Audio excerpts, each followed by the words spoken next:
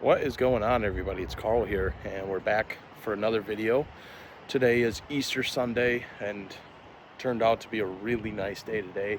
Pretty much all week we had rain or snow or whatever, and it's just kind of been cold and crappy. At least today feels like 50 degrees today, so we can actually do some today.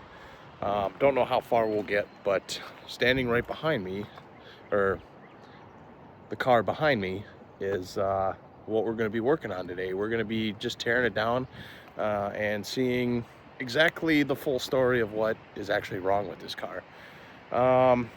Like to retell the story so everybody knows, is I bought this car for $400.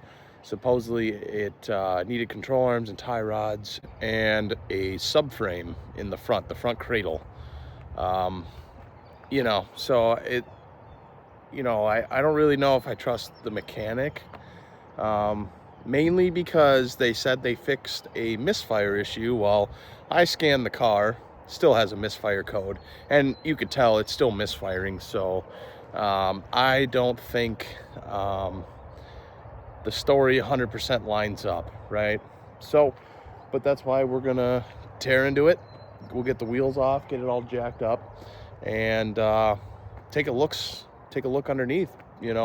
Obviously we'll do oil change and stuff right off the bat too, but we're gonna end up doing, I think, the job on this trailer. And the reason being, I've already mentioned this before, but it is because with the mechanic, without approving any of the work, they already went ahead and started doing it, and then they couldn't get the bolts out and cut the control arm. Like, why did you do that? I don't know why they did that. But it is what it is. And so we're kind of forced. I can't back it up because the wheel's just going to go into the bumper.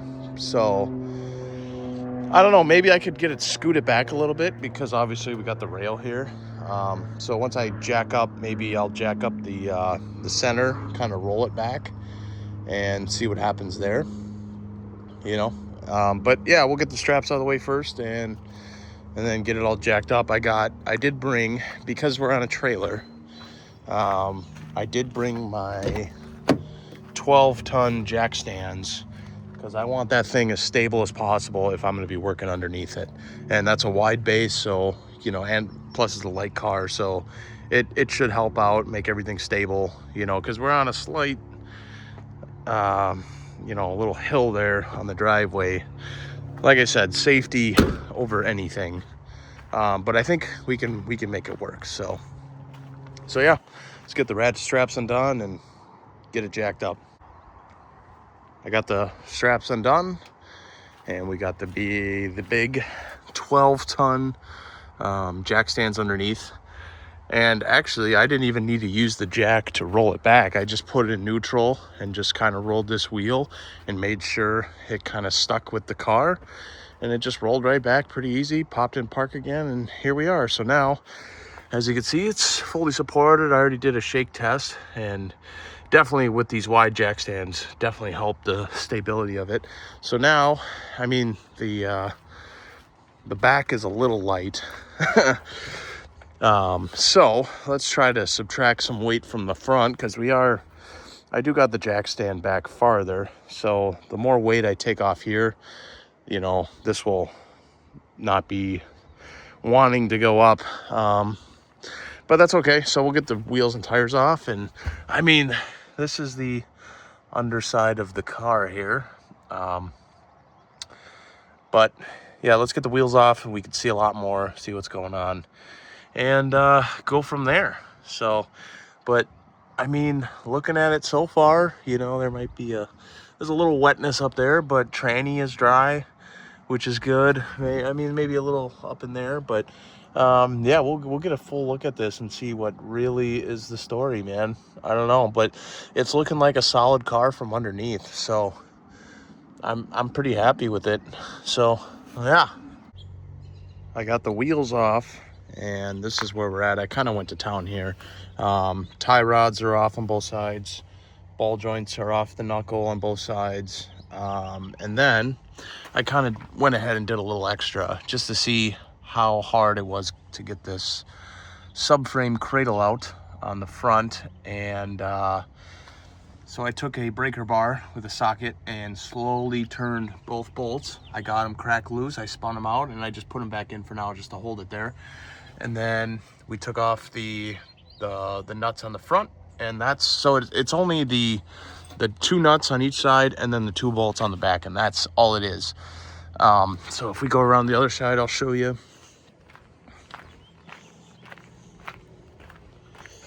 Same thing on this side. I will get like a bungee cord and kind of hold the strut assembly that way and stuff out of the way.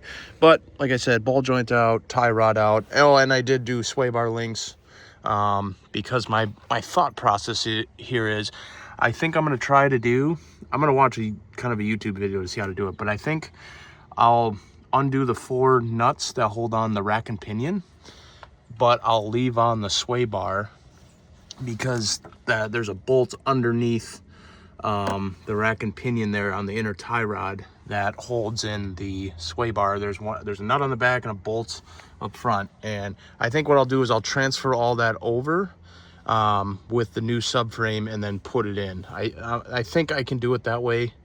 You know, I don't know yet, but we'll see. And then I decided also that we're gonna do new front brakes. They look terrible, like the rotors, they're just absolute shit.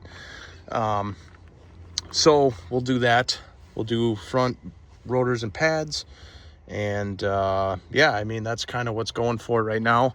I actually didn't expect to get this far at all, but it actually only took like an hour and a half to do everything so far. Oh, and I got to do the 1 motor mount to drop that cradle, but that's just a bolt and a nut, and it's done. It's coming down. So I actually made a lot more progress on this than I thought. You know, given that it was a little rusty, I thought it was going to fight me the entire time, but it actually did not. So the only things that are fighting me right now are these screws, but I do have a like an impact screwdriver kit, so I'll try that and see if I can get them off. If I can't, then, well, we'll probably have to, you know, cut in there and get those out, which are a big pain in the ass, you know. So that is that. Yeah, well, like I said, we're making a lot of progress. Once that's done, we'll do fenders, get those painted, and then we'll fix the rear bumper back here. I think I'll just fix it and have it repainted. You know, it's not that bad. Maybe I'll look into an aftermarket bumper, but everyone knows factory OEM fits better, so you never know. But and then, yeah, I mean, this car's come along great. And then I wanted to show you guys quick. I just went and picked this up today. It showed up, but we have not this, but we have a clutch kit for the Focus, so that's nice. So I think next would be cleaning up the transmission and installing that clutch kit and swapping things over that we need to swap over, and we're good to go on that. So yeah, everything's moving along. We're getting there. Oh man, I didn't see that dent there. Oh, sad. It's a beater. Who cares? It's gonna be rotted out in 5 years anyways, you know. But yeah, so we're moving along, boys. Thanks for watching, everybody. Please like and subscribe, and I'll see you guys in the next one.